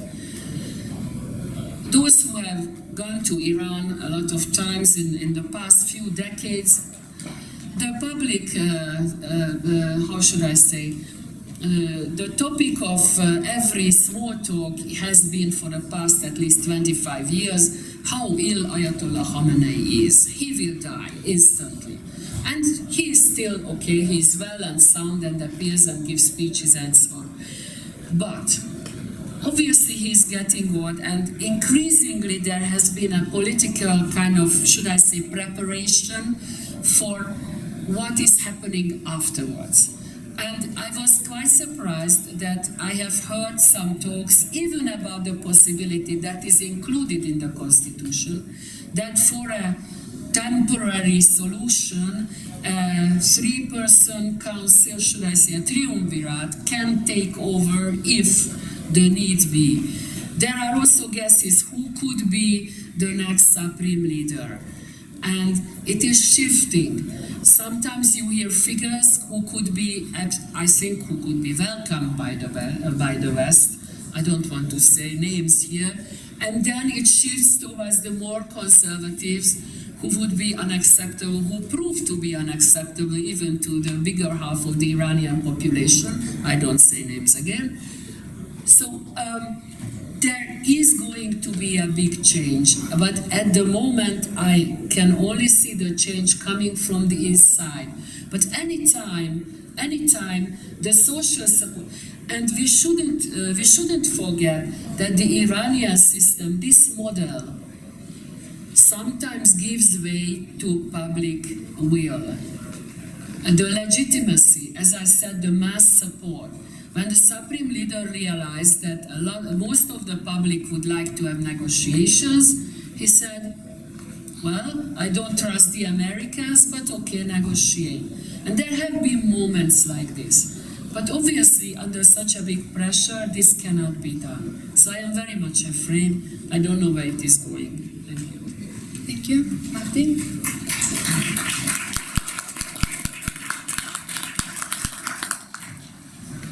Well, actually, I adore your concerns. As you are European, now you have the right to vote for Greens, because Greens are the best right now, yeah, in my opinion, because they can change environment, etc., etc., etc. But, you know, we don't have that that kind of freedom of choice. So there are some people that are directly selected, and they are vetting people who to vote and who not to vote. In 2002, 2003, I'm following exactly your arguments. In 2002, 2003, when Mr. Bush announced Iran as part of the axis of evil, and it was the reformist president who wanted to do some reforms in Iran. And exactly at the last years, in the last years of his election, the vetting system in Iran did not vet reformist candidates to go again in the parliament or even be candidate. So this mechanism is actually out of democratic norms that you have. So this mechanism is again going on. In a few weeks we will have election, and again the same story. We have 50, 60 members of the parliaments who are not vetted to go and be candidate in the next round, which will be in a few weeks. How could that happen? If they did something against law, they should be in prison. If they didn't, they should be eligible to go to be candidate. So we don't have that thing that you have. And about saying and wishing death, well, it's not what we want. We don't want to say wish death to anyone. We don't want to send it. There are many people who love other people in Iran. If you see in the past few weeks, you see that people do not want to walk on the flags of other countries. I was born in a school that there was a flag of the United States, and we should have walked on it. We didn't do it even from that time because we respect other countries. So there are these people in Iran. The democratic movement in Iran is going on, yeah? So in a democratic phase that a country needs, we don't need to have an alternative. We are the alternative, yeah? Democratic society selects by its own, yeah? So that time is far, because there are still many people who believe that this system works. And unfortunately, this system is the system of them only. So there is no respect for those others who don't want to have this system. They don't get vetted, etc., etc. One thing that is really crucial at this time, well, actually, I think in these specific moments, in these conditions, you can change everything to your advantage. Yeah. So Iran needs a constitutional reform at this moment. We don't need to wait for a few years afterwards. People are showing their discontent on the streets. It should be responded. They have their own demands. So I'm thinking that it's very likely that there is another mistake going on in the increasing tensions between US and Iran. So what will happen? Another mistake, again, people will come on the streets. What will you do? So you need to listen to their demands. If women do not want to be forced to wear hijab on the streets, so you should respect that, you should change it. Yeah? So this thing, we call it, it's our democratic movement, and we saw it in many countries in Latin America, and I hope we will have it one day. Thank you very much. It was a very informative discussion tonight. We talked, unfortunately, also a lot about war, a lot about conflict, a lot about tensions and insecurities. But then in the end, we also spoke about human capital, we spoke about love for the country, we spoke about ethnicities and how they all contribute to the common identity of Iranians. At the International Institute for Peace, we want to conclude with peace. Therefore, I would like to ask Mitra Shahmoradi to read a poem for us, and then we will also hear some music, and then we can also enjoy some Persian food in the hall. Ich weiß jetzt nicht, kann ich da stehen? Ja. Muss ich nehmen. Darf ich, bevor ich mein Gedicht lese, noch einmal mich bedanken für alle Autoren, die in unserem Buch mitgemacht haben, für natürlich Maria, die sehr, sehr viel für das Buch getan hat, und für das Institut, das bestens uns unterstützt immer, das beste Institut der Welt, und auch natürlich euch alle, die so lang hier geduldig sitzt und mitmacht. Eine Kleinigkeit will ich aber erwähnen, das ist sehr wichtig für mich. Ich habe im Buch geschrieben über, besonders mein Fokus war auf Thema Frauen und auch Migration. Ich bin von der Generation, die das Leben vor der Revolution, der Iran vor der Revolution kennt, die Bewegung und Wechsel erlebt hat und der Iran nach der Revolution eben kennt und verfolgt. Deshalb darf ich mit Sicherheit sagen, das ist eine iranische Revolution und nicht eine islamische Revolution. Dann ist das zu Islamischer Republik geworden, mit Referendum. Aber es ist sehr, sehr wichtig zu wissen, in der Zeit, als es im Iran diese Bewegung begonnen hat, die Generation nach der Revolution weiß das gar nicht vielleicht, waren alle Menschen von ganz unterschiedlichen Seiten. Und deshalb möchte ich immer selber sagen und bitte ich auch, dass man sagt, iranische Revolution. Ich habe über Migranten gesprochen und im Buch geschrieben, nun darf ich ein Gedicht lesen.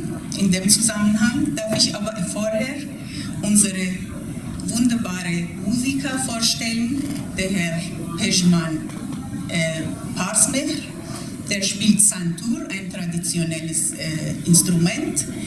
Er begleitet mich ab und zu bei meinen Lesungen und Ausstellungen, und jetzt heute eben hat er uns die Ehre gegeben, dabei zu sein, und nachdem wir fertig sind, wird er auch noch weiterhin ein bisschen für uns spielen. Danke, ich lese jetzt.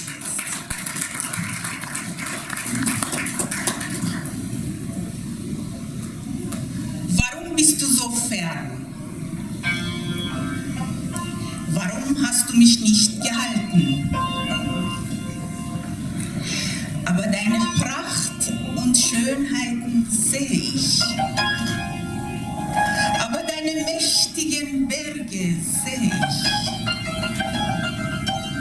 aber deine duftende Blumen rieche ich.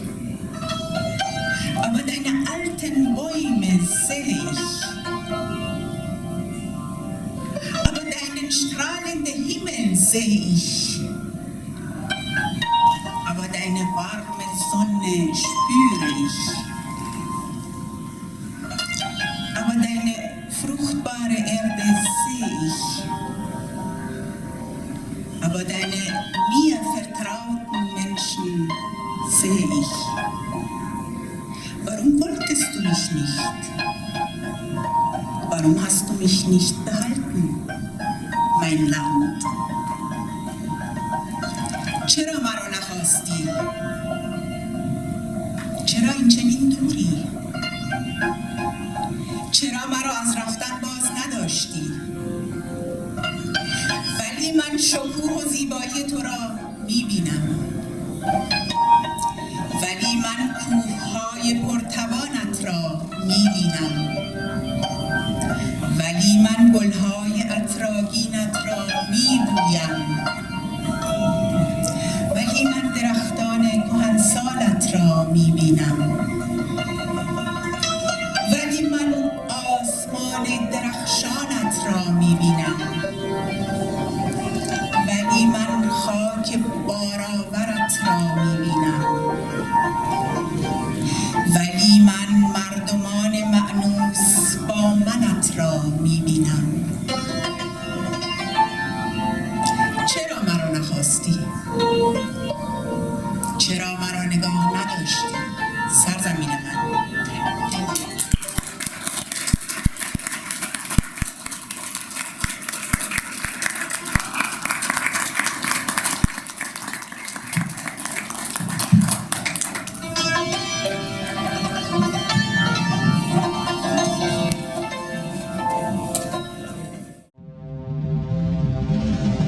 Idealism prevails. Make the world a better place.